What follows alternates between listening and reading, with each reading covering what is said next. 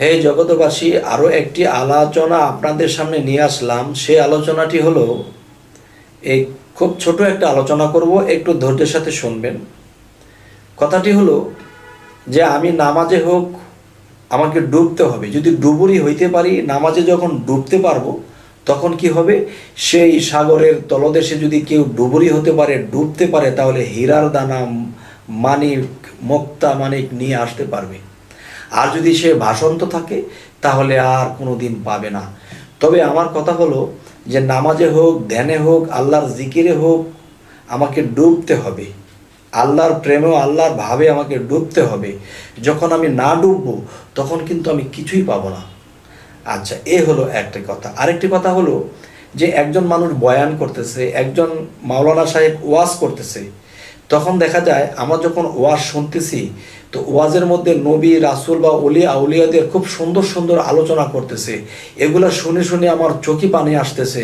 তখন সে আল্লাহর প্রেমে, নবীর প্রেমে আমার চোখ দিয়ে পানি ঝরতেছে। তখন আমি ওয়াজ শুনতে শুনতে আমি ডুবে গেছি। তো এখন হঠাৎ করে দেখা যায় যে মাওলানা সাহেব ওয়াজ করতে গিয়ে বললেন, জোরে বলেন সুবহান আল্লাহ।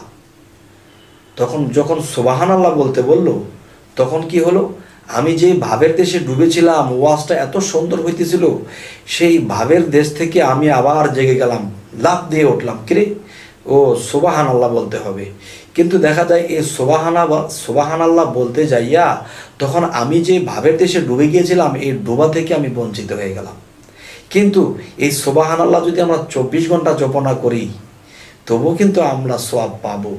কিন্তু সুবহান আল্লাহটা এমন জায়গায় দিয়ে যখন ধমক দিয়ে বলা হয়, জোরে বলেন সুবহান আল্লাহ, তখন একটা মানুষজন ডুবেছে আল্লাহর প্রেমে, আল্লাহকে নিয়ে ভাবতেছে, নবীকে নিয়ে ভাবতেছে, তখন তিনি কি হলো, হঠাৎ করে জাগ্রত হয়ে গেল। তখন তার ধ্যান ভেঙে গেল। যার কথা শুনে সে ধ্যানের দেশে ডুবে গেছে, আল্লাহর প্রেমের দেশে ডুবে গেছে, সে কিন্তু সুবহান আল্লাহ যখন জোরে বলতে বলল তখন তার ধ্যান নষ্ট হলো। তাহলে কি করলো, তার যে একটা স্বাদ ছিল, যেই আলোচনা, যেই ওয়াজের যে স্বাদ তিনি পেয়েছিল, সেই স্বাদটা নষ্ট হয়ে গেল। কিন্তু এই কথাটা শুনে অনেকে রাগ করতে পারেন যে আপনাদের কাছে আমি হাত জোর করছি, রাগ করবেন না, কথাটা বোঝার জন্য বলেছি।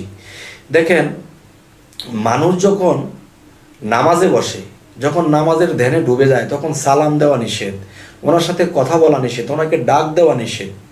কেন নিষেধ? তিনি আল্লাহর ধ্যানে নামাজে ডুবে গেছে, এই জন্য নিষেধ।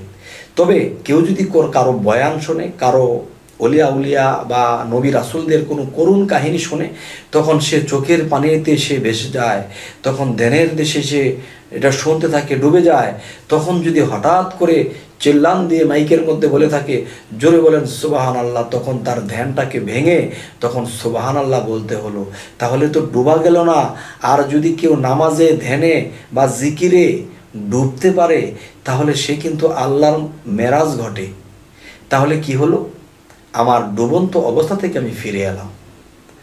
তো আজকের এই কথাটা যদি আপনাদের কারো ভালো লাগে তাহলে একটা ভালো কমেন্টে জানাবেন, আর যদি কারো খারাপ লাগে তাহলে আমাকে বলে দেবেন।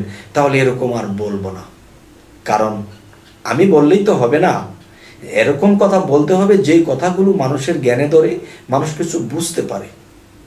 তো আমি যদি এরকম কিছু বলি যে মানুষের ক্ষতি হোক, আমলের ক্ষতি হোক, এমন কিছু যদি বলি, তাহলে কিন্তু এরকম না বলাই ভালো। তবে জ্ঞানী সম্প্রদায়ের কাছে আমার এই কথাটা ছাড়লাম। যদি কোনো জ্ঞানী সম্প্রদায় যদি বলে যে না কথাটা ঠিক আছে, তা আলহামদুলিল্লাহ। আর যদি তিনি বলে যে না কথাটা ঠিক না, তাহলে আমি এটাকে চেঞ্জ করব, কিংবা এই কথাটাকে আমি অন্যভাবে বোঝাবো। তবে আমাদের এই কথাবার্তা যদি আপনাদের ভালো লেগে থাকে, আমাদের আরও ভিডিওগুলো পেতে আপনারা সাবস্ক্রাইব করুন, আমাদের বাকি ভিডিওগুলো পেয়ে যাবেন। তো আজ এই বলেই রাখছি, সকলেই ভালো থাকবেন। আল্লাহ হাফিজ।